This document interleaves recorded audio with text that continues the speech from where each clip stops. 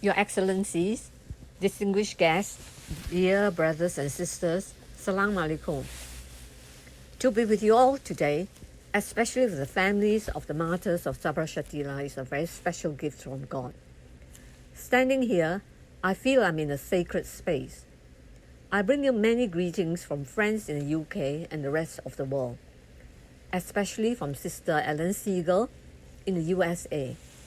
We are with you every day in your courageous struggle towards justice and freedom for Palestine. In Britain, the crime against Palestine and her people began in 1917 with the Balfour Declaration and the British Mandate. Sadly, it continues today. Right now, the British government is in the process of outlawing boycotts, divestment, and sanctions. Friends who protest against the presence of weapon manufacturers in the UK are being arrested, taken to court, and put in prison. People who speak up and write in support of the Palestinians are accused of anti-Semitism, they're harassed in their workplace, sacked, and threatened with the Prevention of Terrorism Act. The mainstream media publish and broadcast lies against them.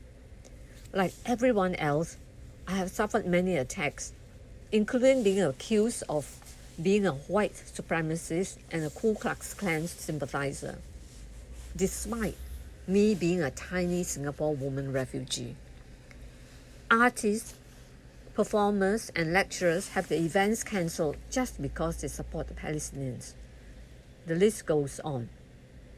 But something more amazing is going on too.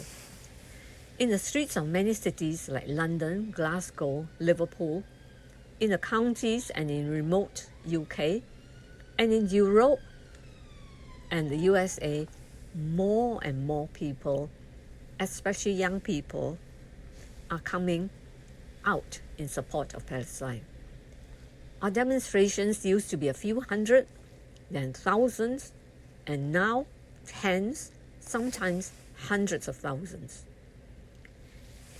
In 2018, I was medical doctor on board the Freedom Flotilla sailing towards blockaded Gaza.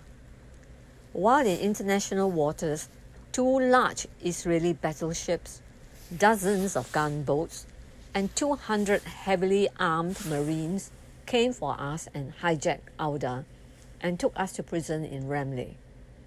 Auda was impounded and never sailed again. But Auda's child, the Handala, will be setting out for Gaza again in 2024 to defy the military blockade. Earlier this year, Handala visited Britain and was given a rapturous welcome.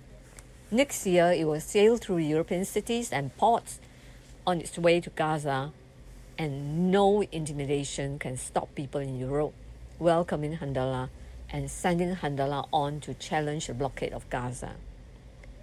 Handala will return to Palestine. Many people ask, why do thousands around the world choose to suffer and stand in solidarity with Palestine? The answer is because the truth about Palestine can no longer be hidden.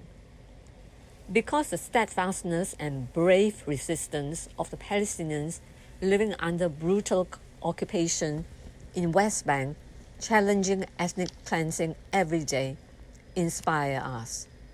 Because Gaza, under military blockade and facing major military assaults by land, air, and sea, choose to die standing rather than live on its knees. Because the generations of Palestinians living in exile as refugees in camps all over the Middle East, crying out for the right of return, have broken the media blockade against them, and their voices cannot be silenced anymore. Their very presence today against all attempts to wipe them out as a people fills us with hope for their future and humanity's future. They have shown us the real meaning of struggle. 40 years ago, I came to Beirut as a volunteer surgeon, expecting to find terrorists. I came to Gaza Hospital. and joined the PRCS. I lived in Sabra Shatila. There were no terrorists. Instead, I met Palestinians driven out of their homes in 1948. I met a kind, generous, gentle and strong people resisting the terrors inflicted on them. I fell in love with them. A month later, they were brutally butchered in the Sabra Shatila Massacre.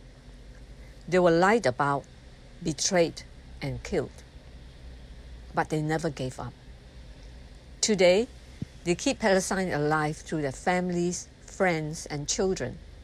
They demand nothing except their divine human rights and their right of return to their homeland. For me, it is my undeserved honor to be with them, share their lives, their struggles, and their witness. Even if I die now, I know they will win their struggle against evil and oppression and will claim their rightful place in a free Palestine.